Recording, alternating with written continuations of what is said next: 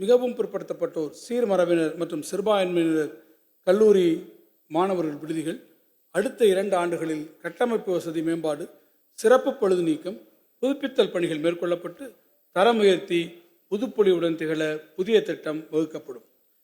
9 மற்றும் 10ஆம் வகுப்பு பயிலும் 2,92,271 பிற்படுத்தப்பட்டோர் மற்றும் மிகவும் பிற்படுத்தப்பட்டோர் மாணவர்களுக்கு கல்வி உதவித்தொகை வழங்க தேவைப்படும் தொகை 117 கோடி ரூபாய்.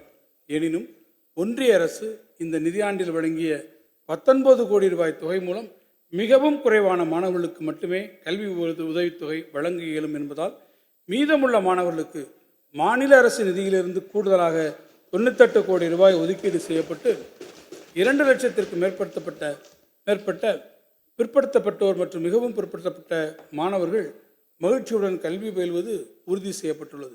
இந்த வரவு செலவு திட்ட மதிப்பீடுகளில் பள்ளி படிப்பு உதவித்தொகை வழங்குவதற்காக 146 கோடி ரூபாயும், பள்ளி மேற்படிப்பு உதவித்தொகை வழங்குவதற்கு ஒதுக்கீடு செய்யப்பட்டுள்ளன. சிறுபான்மையினர் நலன். சிறுபான்மையினரின் சமூக பொருளாதார மற்றும் கல்வி மேம்பாட்டிற்கென தமிழ்நாடு அரசு பல்வேறு திட்டங்களை செயல்படுத்தி வருகிறது. இதுவரை 159 கல்வி நிறுவனங்களுக்கு சிறுபான்மை நிலை சான்றிதழ் வழங்கப்பட்டது மட்டுமின்றி இவற்றில் 103 கல்வி நிறுவனங்கள் நிரந்தர சான்றிதழும் பெற்றுள்ளன.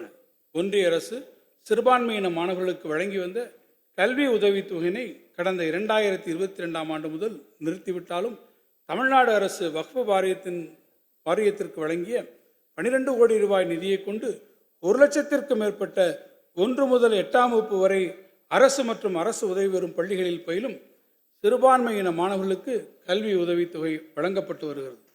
பழமை வாய்ந்த பள்ளிவாசல்களையும் தர்காக்களையும் பழுது பார்ப்பதற்கும் சீரமைப்பதற்கும் வரும் நிதியாண்டில் 10 கோடி ரூபாய் மானியம் வழங்கப்படும். அதேபோன்று பழமையான தேவாலயங்களை பழுது பார்ப்பதற்கும் சீரமைப்பதற்கும் இந்த ஆண்டு 10 கோடி ரூபாய் மானியம் வழங்கப்படும்.